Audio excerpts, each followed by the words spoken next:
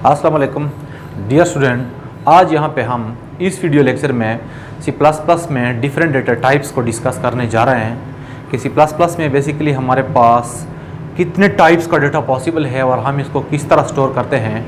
हम ये भी कह सकते हैं कि हमारे पास C++ में कितने टाइप्स के वेरिएबल पॉसिबल है। तो आज का हमारा टॉपिक बिल्कुल इसी के बारे में है, तो चले स्टार्ट करते हैं।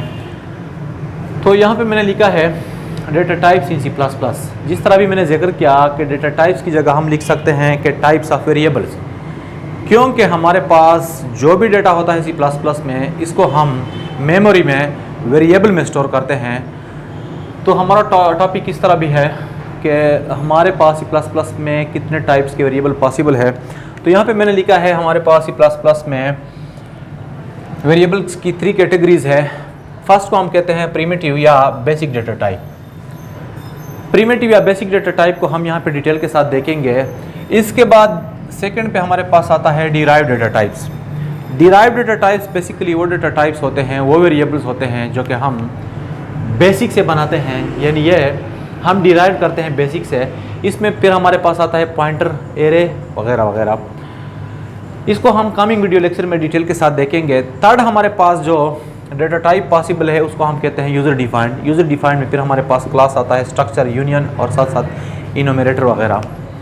यहाँ पे आज हम प्रिमिटिव डेटा टाइप या बेसिक डेटा टाइप को डिटेल के साथ देखते हैं। तो प्रिमिटिव डेटा टाइप में हमारे पास फर्दर कितने टाइप्स पॉसिबल है इसको यहाँ पे हम डिटेल के साथ देखते हैं।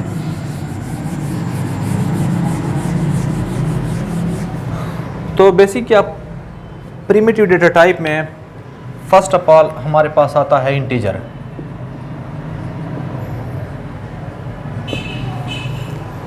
इंटीजर को हम इंटीजर डेटा स्टोर करने के लिए यूज़ करते हैं। मतलब हमारे पास जो इंटीजर वेरिएबल होता है या इंटीजर डेटा टाइप जो है इसको हम इंटीजर डेटा को स्टोर करने के लिए यूज़ करते हैं।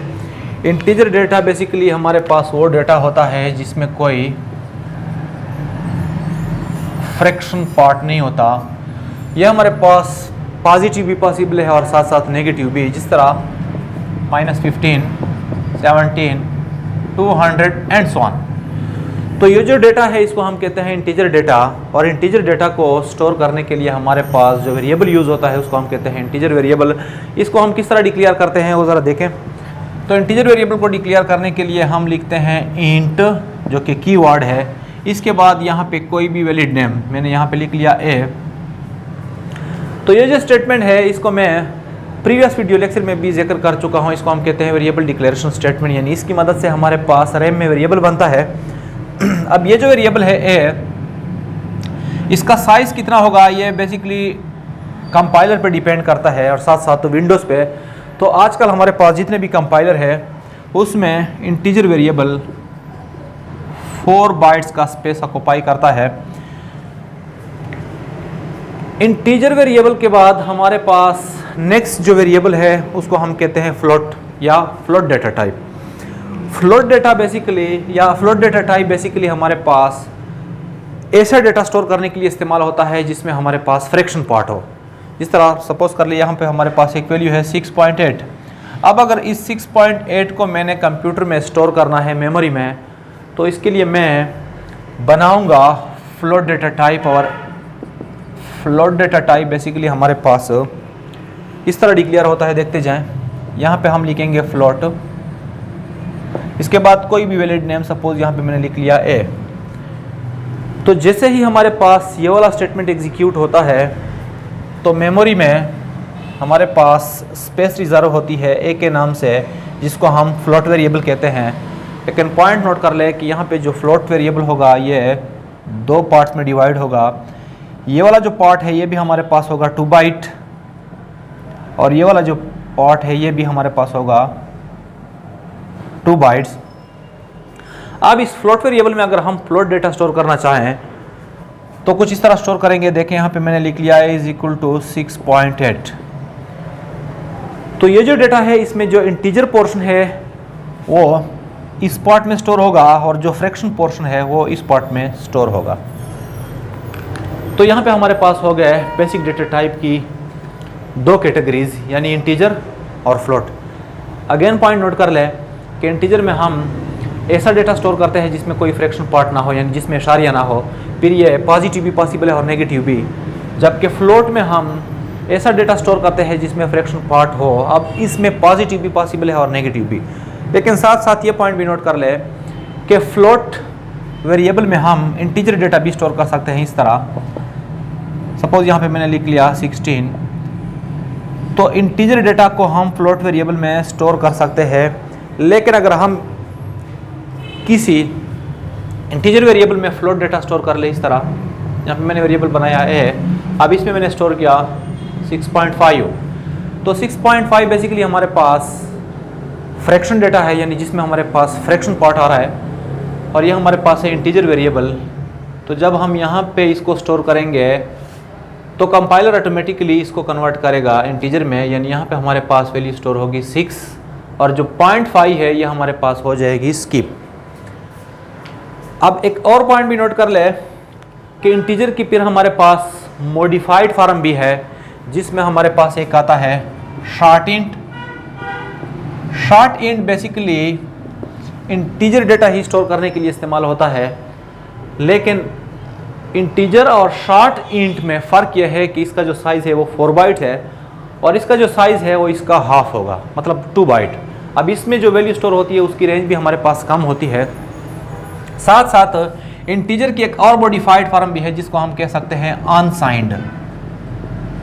Unsigned int. इसके बाद अच्छा, अनसाइंड इंट को हम नेक्स्ट वीडियो लेक्चर में डिटेल के साथ देखेंगे कि हम इसमें कौन सा डेटा स्टोर कर सकते हैं और इसमें क्या लॉजिक है कि हम पे हम अगर अनसाइंड लगा लें तो इसका हमारे पास रिजल्ट क्या आएगा। नेक्स्ट हमारे पास इंटीजर का जो मॉडिफाइड फॉर्म है उसको हम कहते हैं लॉन्ग इंट।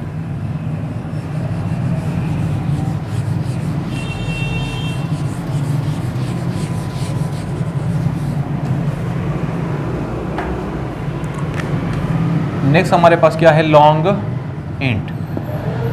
तो शॉर्ट इंट, अनसाइंड इंट और लॉन्ग इंट ये हमारे पास इंटीजर की मॉडिफाइड फॉर्म है। इंटीजर हमारे पास होता है 4 बाइट का, जिस तरह मैंने स्टार्ट में जिक्र किया कि ये बाद में कंपाइलर पे डिपेंड करता है कि आपके पास कौन सा कंपाइलर है कंप्यूटर में। बट आजकल यूजुअली इंटीजर का जो साइज़ है वो 4 बाइट ही होता है। अगर हम इंट से पहले लॉन्ग लगा लें तो जो हमारे पास स्पेस ऑक्युपाई होती है, जो स्पेस रिजर्व होती है, वो फिर 4 की बजाय 8 बाइट की होगी, और ये फिर हमारे पास मोर वैल्यूज़ को स्टोर कर सकता है।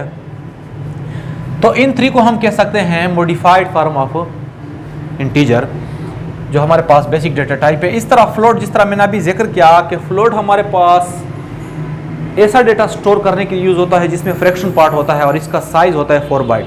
अब इसकी मॉडिफाइड फॉर्म जो है, अच्छा यहाँ पे लॉन्ग इंट के बाद यहाँ पे इस तरह भी पॉसिबल है कि आप यहाँ पे लगा ले अनसाइंड लॉन्ग इंट। ये अनसाइंड वाला जो टॉपिक है ये मैंने नेक्स्ट वीडियो में डिटेल के साथ एक्सप्लेन किया है, तो आप लोग मेरे इस चैनल पे फिर देख सकते हैं। फ्लोट की फिर हमारे पास जो मॉडिफाइड फॉर्म बनती है उसमें हमारे पास है डबल, यानी अगर हम किसी वेरिएबल को डबल कीवर्ड के साथ डिक्लेयर कर ले तो फ्लोट का डबल साइज ऑक्युपाई करेगा, डबल मेमोरी ऑक्युपाई करेगा। किस तरह, यहाँ पे मैंने लिख लिया फ्लोट और यहाँ पे लिख लिया ए। अब ये जो स्पेस है ये हमारे पास होगी 4 बाइट, और कौन सा डेटा इसमें स्टोर होगा, इसमें हम स्टोर करते हैं फ्रैक्शन डेटा, यानी इशारिया वाला डेटा, और साथ साथ हम इसमें इंटीजर भी स्टोर कर सकते हैं। अगर हमारे पास कोई वैल्यू बड़ी है जो कि इस फ्लोट वेरिएबल में स्टोर नहीं हो सकती और वो है भी फ्रैक्शन वाली, तो उस वैल्यू को स्टोर करने के लिए फिर हम यहाँ फ्लोट की जगह लिखेंगे डबल, इस तरह डबल, और यहाँ पे ए। तो डबल ए मतलब यहाँ पे आप कोई भी वैलिड नेम लिख सकते हैं, वेरिएबल का नेम। तो इस स्टेटमेंट के एग्जीक्यूट होने से हमारे पास जो मेमोरी होगी वो फिर होगी 8 बाइट, यानी डबल हमारे पास फ्लोट का मॉडिफाइड फॉर्म है, और वो 4 बाइट का मेमोरी को 4 बाइट की मेमोरी को पाई करता है, और डबल क्या करता है, हमारे पास 8 बाइट्स की मेमोरी को पाई करता है। फिर ये ज़्यादा रेंज वाली वैल्यू स्टोर कर सकता है। नेक्स्ट अगर हम इसी फ्लोट का एक और मॉडिफाइड फॉर्म देखें तो उसको हम कहते हैं लॉन्ग डबल, लॉन्ग डबल। यानी अगर हम किसी वेरिएबल को इस तरह डिक्लेयर कर ले कि यहाँ पे हम लिख ले लॉन्ग, फिर थोड़ा सा स्पेस, फिर डबल और फिर वेरिएबल का नेम, तो ये हमारे पास स्पेस ऑक्युपाई करेगा 10 बाइट की। यानी लॉन्ग डबल बेसिकली क्या है, फ्लोट का मॉडिफाइड फॉर्म है। इसका हम ये कह सकते हैं कि इसके एडवांस फॉर्म है, यानी इसका जो साइज़ होगा ये इससे काफ़ी ज़्यादा होगा। ये 4 बाइट, ये 8 बाइट और ये फिर हमारे पास 10 बाइट। अब साथ साथ इनकी जो मॉडिफाइड फॉर्म है वो हमारे पास पॉसिबल है अनसाइंड, यानी अनसाइंड डबल, ये भी पॉसिबल है। इस तरह भी आप लिख सकते हैं अनसाइंड फ्लोट, अनसाइंड डबल भी पॉसिबल है और अनसाइंड लॉन्ग डबल भी पॉसिबल है। तो ये हमारे पास हो गए दो बेसिक डेटा टाइप और उसकी मॉडिफाइड फॉर्म। अगेन ज़रा रिकेप करता जाऊँ, इंटीजर, फिर हमारे पास शॉर्ट इंट, फिर अनसाइंड इंट, फिर लॉन्ग इंट और अनसाइंड लॉन्ग इंट। इस तरह फ्लोट की हमारे पास जो नेक्स्ट मॉडिफाइड फॉर्म है उसको हम कहते हैं सिंपली डबल। इस तरह नहीं कि आप लिख ले कि डबल फ्लोट, नहीं, सिंपली हम लिखेंगे डबल, फिर वेरिएबल का नेम। फिर अगर हम इससे भी लार्ज मेमोरी का यानी लार्ज साइज का फ्लोट वेरिएबल डिक्लेयर करना चाहे तो उससे हम स्टार्ट में लिखेंगे लॉन्ग डबल, यानी लॉन्ग, इसके बाद डबल और इसके बाद कोई भी वेरिएबल नेम। अब इनमें से हर एक पे हम अनसाइंड भी अप्लाई कर सकते हैं, यानी फ्लोट पे ही हम अनसाइंड अप्लाई कर सकते हैं, डबल पे भी और साथ साथ लॉन्ग डबल पे भी। थर्ड जो हमारे पास बेसिक डेटा टाइप है वो है बोलियन, या जिसको हम सिंपली कह सकते हैं बोल।